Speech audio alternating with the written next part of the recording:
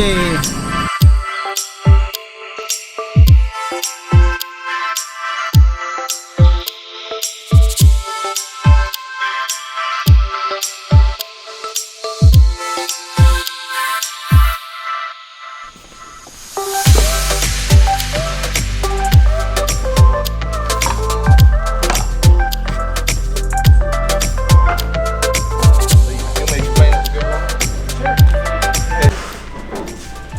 These are 5-inch discs. They spin independently.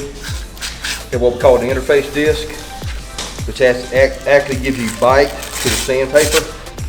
So it's a spongy thing. Again, Velcro or hook and loop. And they're all like that, all detachable? They're all detachable, correct. Because you're going to tear them up somewhere. Right. Hit something, yeah. Sandpaper, again, different grits. I'm going to start out with a 40 grit red heat. This is ceramic paper. It'll cut really hard. You got the weights on the top here.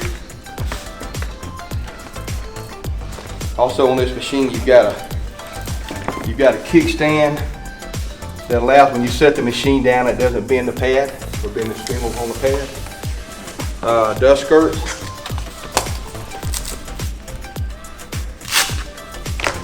Just feed it through the back, and what you want to do with this is not put it snug, but you want to be sure it moves. It'll just scoot around. You got your handle adjustment here. Bring this up. You actually want to get it about belt, wherever you at, about belt, right below belt height, something where you can actually lean into it. Get that vacuum cleaner.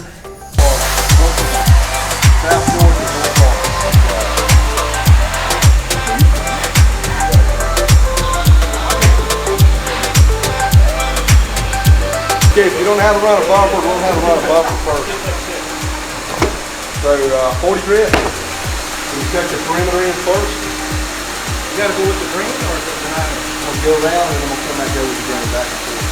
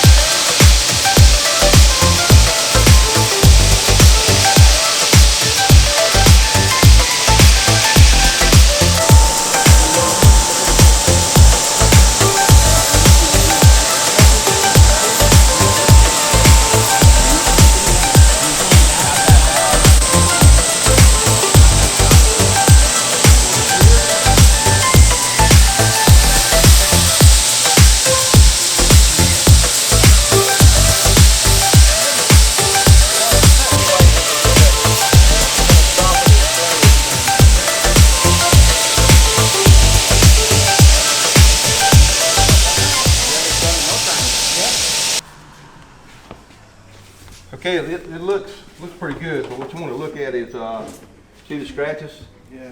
The scratches here? Yeah. So this is 40 grit. The next one we'll go is probably going to be a 60 or 80 grit. The 80 grit could be a finish paper, so you can get it to the point where you can put finish on it, but this is what you want to watch. You don't see it now, and you don't see it when the light's in this perspective, but once you put the light at a different perspective, you'll see it. So get the old finish off. All these places you see me go back up here and get this is actually from the last machine where they kind of dug it out with the edger. So you want to be sure to get all the old finish off, come back with your next cut. Here, I can actually run up to the edge, but if you notice that piece rolls off. Yeah. When you got something like this, that's going to have to be done with an edger or orbital sander. Yeah. Something like that. Palm center, yeah. Palm sander, right. Your corners have to be done with a hand scraper. But getting all the old finish off first, and then go back to what we call a paper sequence where you go 40, 60, you can go 80 or 100. This comes with a regular drive plate too, right? So you can also use the dry plate with a red pad or white pad, and then get that final buff, and you'll be ready for finish. Knowing how to run it, knowing how to clock it, and knowing where the cutting point is. It's going to be around 3 o'clock, so it's going to cut anywhere from about 2:15, we say 3 o'clock to about halfway here, all the way back around to about 5:30. So this is going to be your cutting side here. So when you start, you go around counterclockwise. You want to get that cutting side up against your wall, which makes all the sense in the world. That way you've got that heavy thing cutting up against your wall. The other thing about this machine versus like the Easy 8 that you guys have been used to using, this machine will give you feedback about where there are trouble spots in the floor, if you've got an uneven spot or you've got some scratches that aren't coming out. When this machine, if you're sanding across and all of a sudden you start feeling a vibration like that through the handle, that tells you you're on a spot that's not flat. If you spend some time right there, as soon as that goes away and it goes smooth again, it's flattened out. All right, y'all back up. Back up. Yeah. Who's the drywall guy? Old guy, help the new guy. Yeah, Who's the drywall guy? Drywall right here. You might have to do a repair right there. Oh, yeah. So you lean this on your. So what you want to do is just turn it on, go back up to your lip. Go back up there, get to this angle here. You want to take about 2 boards to 3 boards down, and then clock it back this way. Come back down the same way. Okay, so whichever way you're going, that's what you're switching towards, right? Right. Okay. If you don't feel confident, Old guy, help the new guy. Put it against your hip. Push the There button. you go.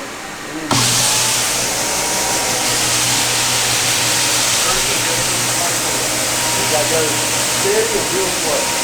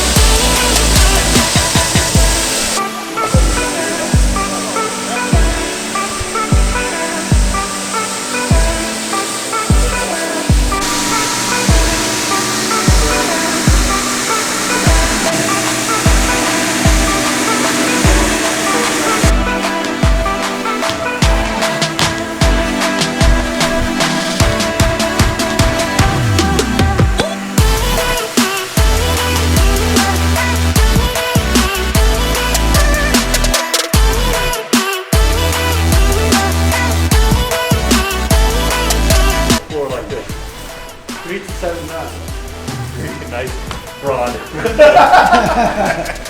The answer is None. until it's not. Oh, you're the one that does that. How many times? So it could be once, it could be 100 times, Yeah. depending on the job site. And how Tack dusty till it there's is. no more dust, and then it's not in your finish. Yeah, go on. Why do you? How do you don't use tack rags? Because the tack rags contain silicone, and silicone messes with the finish. I see that happen. Why did you guys dump it in the bucket versus just dumping it with the? You can do either way. Okay. He likes to dip. Okay. Some guys will pour. Yeah. Some guys will use a T-bar instead of roller. Some guys do the whole floor with a cutting pad. Yeah. And I've seen some guys brush the whole floor. What size roller is that? A quarter? 9. And that's a 9-inch. 9? It's a microfiber. Microfiber roller? Yeah, it's called Microlon, so it doesn't shed.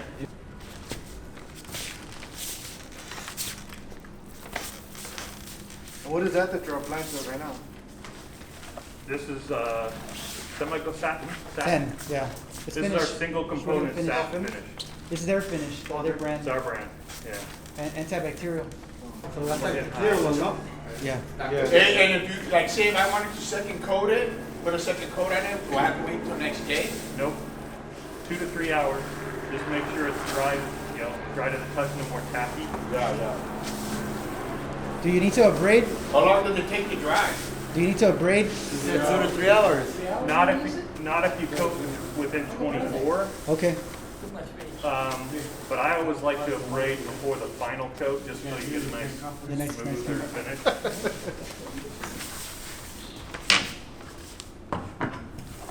The first coat will act as kind of a sealer, and it'll dry really fast. The floor will probably be a little bit bumpy because the fibers of the wood have swelled up because of the water. The second coat will lay down a lot smoother.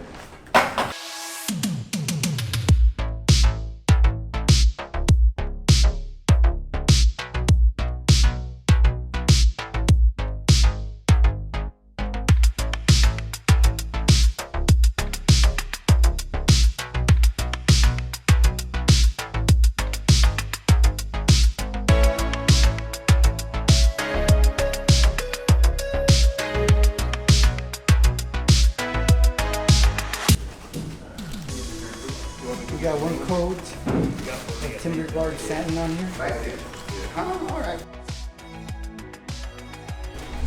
We're gonna work on the second coat. But when Carlos comes back to put a third coat on, he'll buff the two top coats. He'll buff the two coats and then put one more on top.